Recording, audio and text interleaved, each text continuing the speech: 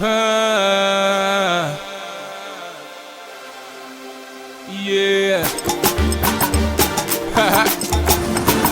Praise the Lord. Yeah, yeah. Oh na na na na. Yeah. Na ye koye mangolu na ye. Nata soli boli. Ah. Comment on ça? Ah. Mais la commune. Oh, OK, on dit. Maman, c'est quoi ça dit?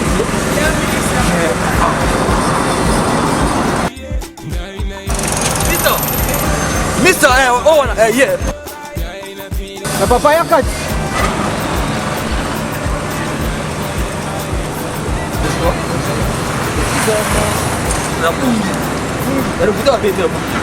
Napungi ma ozoluka nini nde naluka super café mo be kongu chose ko ngaba ba gel de terre estate on t'a dit ça kana agence ça fait nga agence pe mitelo ka agence super congo mais yango wana ah bon ça juste à côté soko kiti awa agence ya pe ya otuni avenue Foua wa numéro 763 numéro la 763 bon ça super maman Clément chaud yewa na mama Clément chaud c'est que tu ndemo na yo ko nga merci à tout qui bien donc vous avez fait tout le monde en a merci porte na ba métro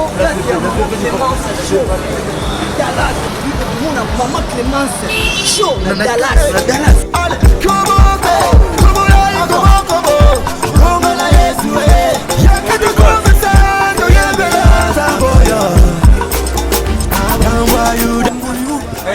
etie basiber nyonso na lemba akote basi pena katuka siber kafe kongoli yango oyebi etie basiber nyonso ya lemba katuka poto yango te te pose tête oh mama Clémence chaud na obama oh fit munga makasi ya nga mundu yina ote excusez-moi. Bonjour. Il y a un super route, hein?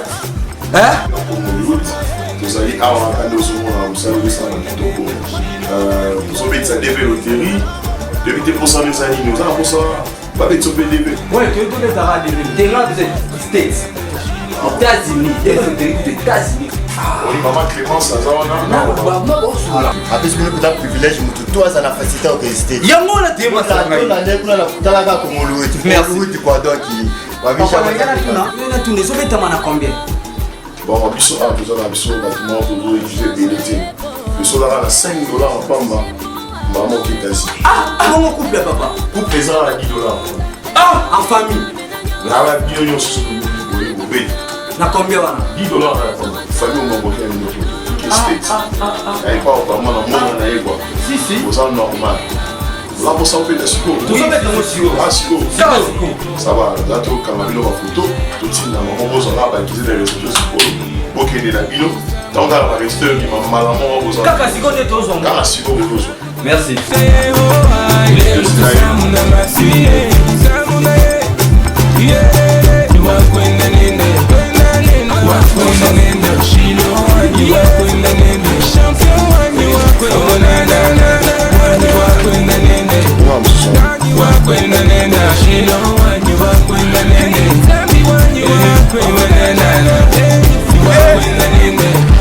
Kine Zabino, Pana Lemba, Cyber Café Zara, Cyber Café terminé Zara, et pas Nani, Maman Nani, voilà, c'est la victoire là où Bama Fara, Sipo, adresse na biso ezali so uti boye uti ba matete uti ba limete okokutana arrêt terminus na PMI na agence na biso PMI otuni kaka avenue Froid numéro 763 okutana na Nazir na quartier États-Unis pete Hollywood etie ba cyber nyonso katuka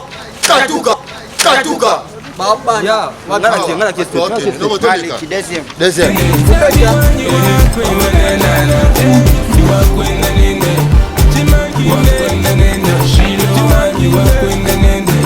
Oui, en fait, merci pour m'avoir posé cette question. En fait, c'est Maître Pascal Malogé. Maître Pascal Maloche, que les autres appellent Maître Maloche. Maître Pascal, c'est lui le président de l'Organisation congolaise des droits de l'homme en République démocratique du Congo, ce qu'on appelle OCDH, que vous reçoit aujourd'hui. C'est comme vous venez de poser la question. L'OCDH, en fait, l'Organisation congolaise des droits de l'homme, c'est vraiment une structure de défense des droits de l'homme. C'est l'Organisation congolaise des droits de l'homme, comme vous venez de le dire, en abrégé OCDH. C'est l'association sans but lucratif. C'est vraiment l'organisation non gouvernementale de défense des droits de l'homme de la République démocratique du Congo. Et en abrégé qu'on appelle OCDH. L'importance d'une association de défense des droits de l'homme, comme ça se fait presque partout, c'est juste pour arriver à contribuer à la promotion et à la protection des droits de l'homme. Comment on peut promouvoir les droits de l'homme? C'est par l'éducation de la population et la formation que nous organisons souvent pour permettre à ce que notre peuple arrive à connaître ses droits et ses obligations. Pourquoi? Parce que dans un pays où un peuple n'arrive pas à connaître ses droits, il ne sera pas en mesure de les défendre. Parce que le peuple lui-même est le premier défenseur de ses propres droits, même s'il y a des experts que nous sommes pour arriver à assurer cette défense-là ou cette promotion-là. Et la protection, en fait, nous intervenons souvent pour rappeler le pouvoir public qui est appelé à assurer premièrement la protection de la population congolaise. Et le pouvoir public, des fois, n'arrive pas à jouer correctement son rôle pour le rappeler à l'ordre, pour l'aider, pour jouer un peu le rôle de conseiller. Parce qu'en fait, le pouvoir public arrive à signer des traités, des pactes sur le plan international liés à la protection des droits de l'homme. Mais dans l'applicabilité de ces principes signés par le pouvoir public, il y a beaucoup de difficultés, beaucoup de failles. C'est le cas de la République démocratique du Congo, où nous constatons que, étant signataire, par exemple, du pacte international relatif aux droits civils et politiques, aux droits socio-économiques, ainsi de suite. Mais en pratique, ce sont ces droits qui sont constamment violés en République démocratique du Congo. Donc l'Organisation congolaise des droits de l'homme est là pour rappeler le pouvoir public de revenir au bon sentiment, en fait, d'assumer réellement ses responsabilités pour que les droits de l'homme soient protégés. Nous faisons le monitoring, c'est-à-dire nous recensons des cas de violation des droits de l'homme, nous les documentons, et il arrive aussi que nous faisons l'assistance bénévole sur le plan judiciaire, en fait, des victimes des violations des droits de l'homme. Bon, mais merci, monsieur le journaliste. Sur ce point, en fait, je dis que les droits de l'homme existent. Mais au vu de la question posée, l'existence des droits de l'homme, c'est sur le plan des textes. Sauf dans notre pays, il n'y a pas le respect ou l'application de ces textes-là que la République et le pouvoir public a ratifié. C'est-à-dire, il y a la violation massive des droits de l'homme en République démocratique du Congo. Vous comprenez un peu. Si je prends l'exemple, par exemple, l'exemple de droits socio-économiques, je vous pose la question, pourriez-vous constater qu'en réalité, dans notre pays, les droits socio-économiques de notre peuple est respecté? Non. C'est-à-dire qu'on peut déduire beaucoup de cas et donner d'exemples de violation de ces droits-là. Les droits civils et politiques, c'est comme vous l'avez dit, en donnant l'exemple du 19. C'est-à-dire le pouvoir public qui est censé protéger les droits de l'homme, n'est-ce pas? C'est ce pouvoir public qui parvient même à contribuer à la violation, à cette violation de ces droits. C'est ce qui pose problème. C'est pour cela, en fait, Vous pouvez poser à n'importe qui la question en République démocratique du Congo si les droits de l'homme existent ou si les droits de l'homme sont respectés. Mais on va vous dire qu'il n'y a pas les droits de l'homme. Il n'y a pas les droits de l'homme. Pourquoi? Parce que le pouvoir public qui est censé assurer la protection des droits de la personne humaine ne joue pas son rôle correctement. Et arrive même, plus grave encore, arrive même à trouver les activistes des droits de l'homme que nous sommes comme les ennemis du pouvoir public. C'est là où il y a drôle. C'est là où nous disons qu'il y a certains animateurs du pouvoir, c'est-à-dire certains membres. Je parle certains, pas tous. Il y a certaines personnalités qui, en réalité, sont en train de présenter l'image de l'activiste des droits de l'homme comme un ennemi. Pourquoi? Parce que nous sommes appelés à critiquer ce qu'ils sont en train de faire. On ne condamne pas, mais on critique. On rappelle à l'ordre. Pourquoi avoir signé les textes sur le plan international vous obligeant de protéger les droits de l'homme et dans la pratique, vous ne le faites pas? C'est ce que nous disons, qu'on ne condamne pas, mais on est en train de pousser le pouvoir public à respecter et à protéger les droits de l'homme parce qu'il a ratifié les pactes liés effectivement à la protection des droits de l'homme sur le plan international. Et notre pays est membre des Nations Unies. Et dans le cadre des Nations Unies, il y a de ces principes auxquels la République est appelée à respecter et à protéger davantage les droits de l'homme. Okay. Quelle différence a-t-il entre OCDH et CNDH? La différence entre CNDH et OCDH. CNDH et OCDH. Bon, je venais de vous dire, messieurs les journalistes, que l'OCDH, en bref, parce qu'il faut faire la part des choses, l'Organisation congolaise des droits de l'homme. C'est l'ASBEL, c'est vraiment l'organisation non gouvernementale de défense des droits de l'homme à but lucratif. Est tout à fait différente de la Commission nationale des droits de l'homme. Ça, c'est une structure du pouvoir. C'est le pouvoir qui a mis en place une commission nationale des droits de l'homme pour arriver à faciliter le suivi des violations, des cas de violation des droits de l'homme. Vous comprenez un peu? Maintenant, l'OCDH, c'est l'Organisation congolaise des droits de l'homme qui est tout à fait différente d'une structure étatique. Ça, c'est vraiment l'organisation qui est privée. Ça, ce sont l'organisation non gouvernementale composée par des individus, des tierces personnes. Vous comprenez un peu? Et qui ne sont pas, on dit l'organisation non gouvernementale. Vous comprenez un peu? Mais CNDH, c'est une commission créée par le pouvoir public. Ça, c'est gouvernemental. C'est le gouvernement qui a mis en place une commission nationale des droits de l'homme, mais que nous constatons en soi a des difficultés pour arriver à travailler correctement parce que nous pensons que le pouvoir public ne donne pas les moyens ou ne facilite pas à cette structure nationale de jouer son rôle qu'on attend d'elle. C'est dans ce sens que nous disons qu'il y a une grande différence entre l'organisation non gouvernementale de défense des droits de l'homme qu'on appelle OCDH, Organisation congolaise des droits de l'homme, avec Commission nationale des droits de l'homme, qui est créée et soutenue, financée par les gouvernements de la République. Et nous sommes financés par nous-mêmes, c'est-à-dire les membres de l'Organisation congolaise des droits de l'homme, certains partenaires qui nous viennent en aide pour que nous puissions fonctionner. C'est ça la différence. Si je comprends bien, OCNDH essaye de porter un peu correction à CNDH. Non, c'est-à-dire l'organisation non gouvernementale de défense des droits de l'homme qu'on appelle OCDH a existé avant la création de la Commission nationale des droits de l'homme.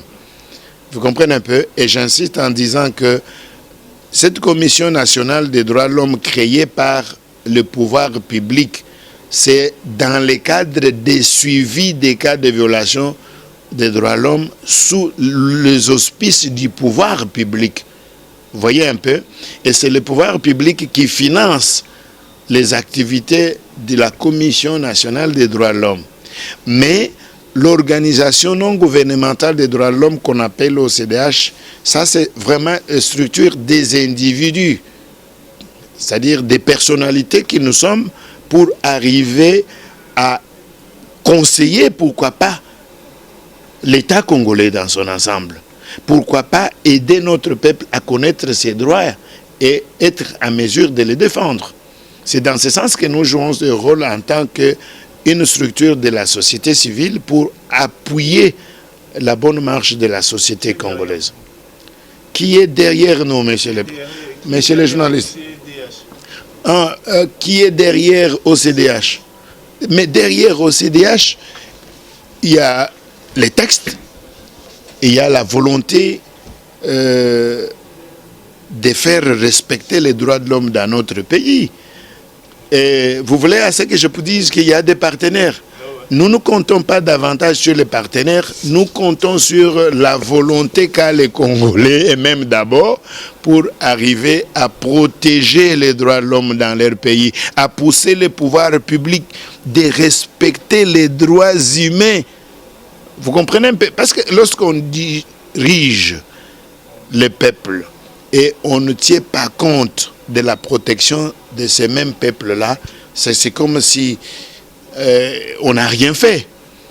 Et je vous rappelle, ce n'est pas pour rien que vous allez constater ou vous allez comprendre qu'au niveau des Nations Unies, notre pays est sous l'œil vigilant, n'est-ce pas, de l'Organisation internationale des droits de l'homme. C'est-à-dire la République démocratique du Congo, au vu des situations criantes des violations des droits de l'homme en répétition, une disposition a été signée pour que toute personne, qu'il soit du pouvoir ou qu'il soit hors pouvoir, qui va œuvrer pour la violation des droits de l'homme, alors ce monsieur, dès que le dossier est documenté, il va tôt ou tard répondre pour des cas de violation des droits de l'homme retenus à sa charge. Et c'est pour cela que nous sommes en train de demander à tous ceux qui nous suivent, qui sont habitués à violer constamment les droits de l'homme dans notre pays, quelle que soit leur appartenance auprès du pouvoir ou ailleurs, qu'ils sachent que tous les actes qu'ils vont commettre, ces actes seront enregistrés et ils vont répondre un jour. Tant mieux qu'ils se réservent à violer les droits de l'homme. Nous n'allons pas supporter que les droits de l'homme soient constamment violés parce que vous avez une parcelle de pouvoir, parce que vous êtes tel, ou parce que vous êtes tel. Non, notre pays, comme vous venez de le dire, a besoin. En fait, notre peuple a le souhait majeur à ce qu'en fait, ses droits soient protégés. Et que dites-vous du jugement lu par la Cour constitutionnelle après avoir reçu la requête de la CENI? Est-ce que premièrement la CENI a l'amabilité de déposer requête auprès de la Cour constitutionnelle ou pas? Et combien de juges faut-il avoir dans la Cour constitutionnelle pour siéger valablement et statuer sur un dossier? Oui, merci, monsieur le journaliste, pour une question. En fait, moi, je suis juriste, mais je pense que vous m'amenez là pour que je puisse juste donner mon point de vue sur la haute cour, la cour constitutionnelle, qui est notre cour de justice. J'étais en train d'écouter beaucoup de gens parler de la cour constitutionnelle à ce qui concerne l'avis donné sur la requête de la CENI. Mais d'emblée, je vais tout simplement dire que il y a quelques hauts magistrats qui se sont désistés juste pour ne pas donner leur avis à ce qui concerne la requête de la CENI. Vous voyez un peu? Et ce sont des gens épris de liberté. Et c'est pour cela que l'Organisation congolaise des droits de l'homme s'est mise à féliciter ces hauts magistrats. Pourquoi? Parce que ce sont eux qui doivent exprimer l'indépendance même du pouvoir judiciaire. Vous comprenez un peu? Et c'est ça que nous souhaitons, à ce que, si on dit qu'il faut qu'il y ait une majorité, vous comprenez, pour que on prend la décision, et cette décision a cours légal. Et vous le dites qu'en fait, la haute cour constitutionnelle ou la cour constitutionnelle a pris une décision sans être dans la majorité, sans avoir les membres requis pour ce que l'analyse ou l'avis sur la requête de la CENI puisse passer. C'est ce que vous êtes en train de dire. Et selon vous, vous pensez que la majorité de la haute cour devrait être composée à combien? Il y a 9 juges, n'est-ce pas? Selon les textes, quel dit les textes? Les textes disent effectivement il faut qu'il y ait cette majorité qui doit siéger afin de prendre des décisions à ce sujet-là. Il semble effectivement que la Cour est arrivée à prendre cette disposition en faisant la politique.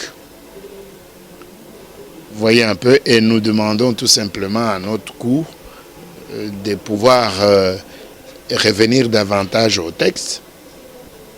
Vous comprenez un peu? Parce qu'il s'agit de la Cour constitutionnelle. Et c'est cette Cour qui, pour le moment où la République démocratique du Congo est en train de traverser une période de son histoire, une période si difficile, il faut que la haute cour, la Cour constitutionnelle, aide à ce qu'il y ait une bonne interprétation des textes des lois, c'est-à-dire la Constitution qui est la mère des lois. Si la Cour constitutionnelle est arrivée juste à faire ce qu'elle a fait, bon, nous aurons à connaître en plus pourquoi la Cour est arrivée à dire cela. Mais d'emblée, nous constatons qu'il n'y avait pas effectivement la majorité. Et nous avons félicité effectivement les juges qui se sont abstenus.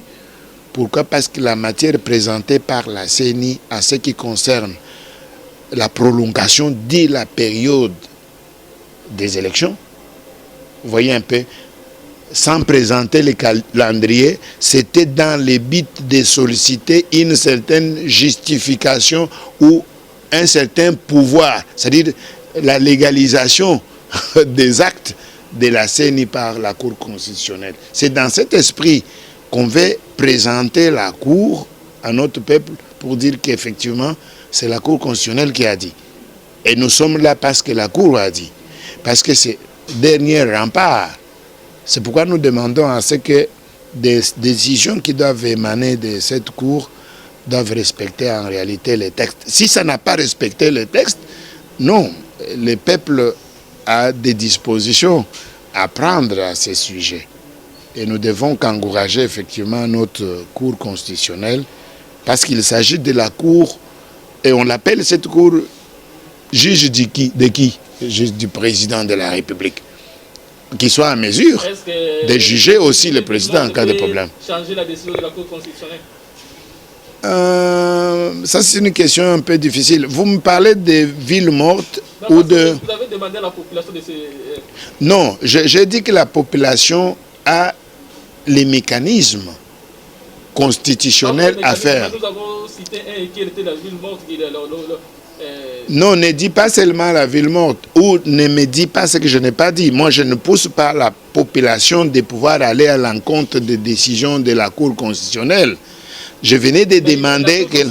a agi en faux, le quorum n'était pas atteint. Non, c'est vous qui le dites. C'est vous qui le dites. Mais la Cour doit... C'est pas nous, c'est les textes qui le disent. Non, le texte dit que la Cour doit faire quoi?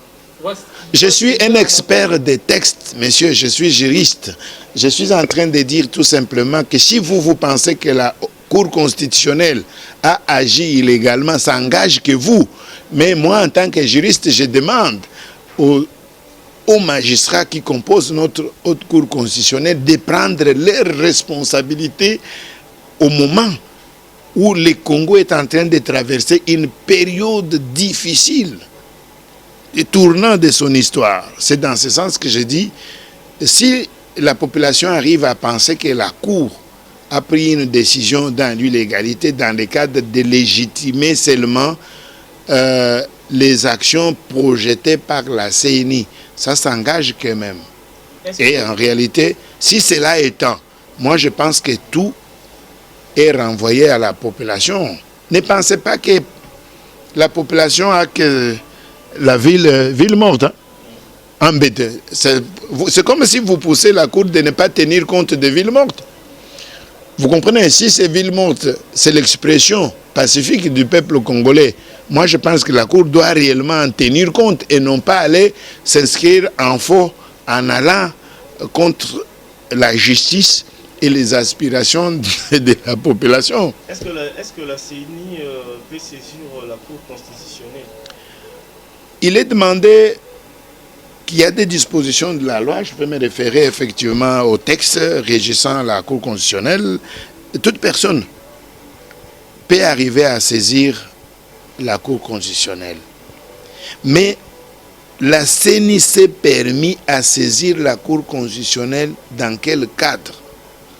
C'est juste pousser la Cour constitutionnelle sur cette matière technique qui concerne la CENI. C'est-à-dire arriver à organiser les élections au-delà de au-delà du délai constitutionnel. C'est dans quel but? C'est juste chercher la légitimation des aspirations de la CENI par la Cour constitutionnelle. Comprenez ce que je suis en train de dire. Est-ce que ça, cette matière-là très sensible, nécessite à ce que ça soit légalisé par la Cour constitutionnelle, ou la Cour constitutionnelle a l'obligation d'interprétation de la Constitution pour la bonne marche de la société congolaise? Pourquoi les dialogues? Pourquoi les hommes politiques cherchent un consensus? La recherche de consensus politique, c'est pour arriver à jeter des bases sur une bonne organisation des élections. C'est-à-dire pour arriver à définir ensemble la période de transition pendant cette période, la CENI peut arriver à organiser les élections.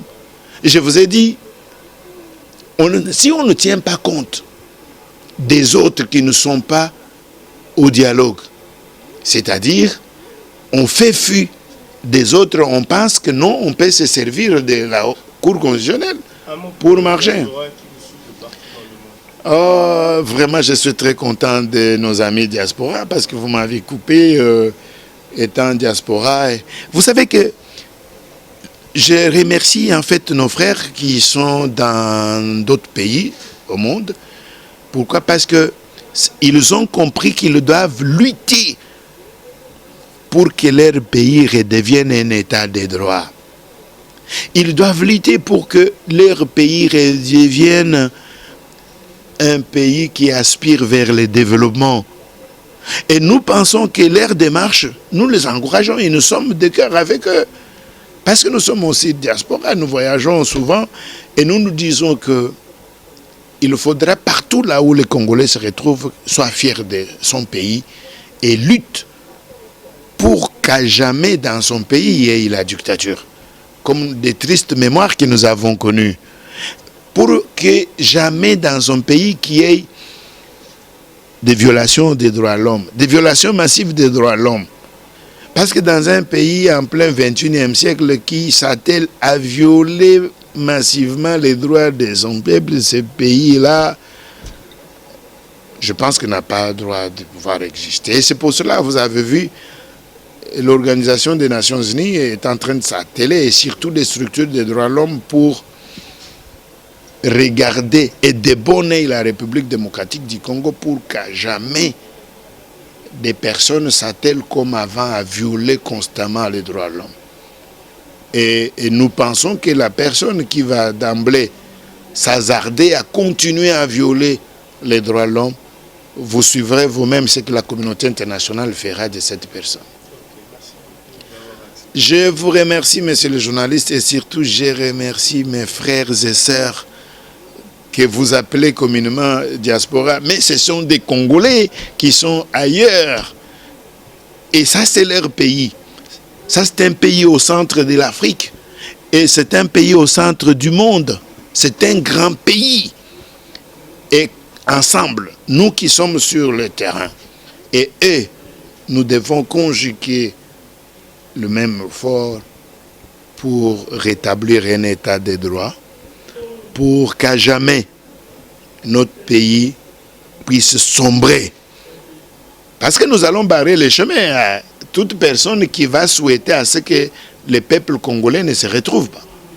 Et que les Congo sombre. Vous voyez un peu? C'est pour cela que nous demandons à tous les politiciens de comprendre que le moment est venu, réellement, sans exclusion, de se mettre autour d'une même table. Et je suis en train de m'inscrire en faux contre un monsieur, en fait, qui est en train de penser que sans lui, il n'y aura jamais de dialogue dans ce pays. Parce qu'il se prévalent avoir réussi pour avoir organisé les dialogues de cité de l'Union africaine. N'est-ce pas? Je ne vais pas citer cet éminent, mais le travail fait par lui et nous fait voir en fait qu'il y avait réellement les intentions malveillantes de ne pas mettre ensemble tous les Congolais. Et c'est pour cela que nous exertons, nous demandons sincèrement au chef de l'État de prendre langue avec l'opposition radicale. Et nous demandons l'opposition radicale de prendre langue avec le président de la République pour sauver les meubles. On doit sauver les Congos. Les Congos et le peuple congolais n'ont pas besoin d'autre chose que de la paix. Vous comprenez un peu? Et ils ont besoin de la démocratie. Ils ont besoin de l'état de droit. Nous continuons à demander que les deux personnalités de notre pays doivent avoir le courage de se retrouver avant la fin du mandat du chef de l'État. Donc nous souhaitons à ce qu'effectivement qu'ils se retrouvent. Et lorsqu'ils vont se retrouver, ils vont se fixer pour les dialogues inclusifs. Pour les dialogues inclusifs. Et cela aiderait à ce que on va avoir une période de transition et ensemble nous allons organiser les élections démocratiques, transparentes, qui engageraient, et nous aurons même à postuler. Nous avons aussi besoin en fait d'abandonner un peu la société civile pour postuler aussi et gérer et contribuer à la gestion de ce pays. Qu'on nous donne des élections qu'il faut pour que nous soyons élus par notre peuple. Merci, monsieur le journaliste.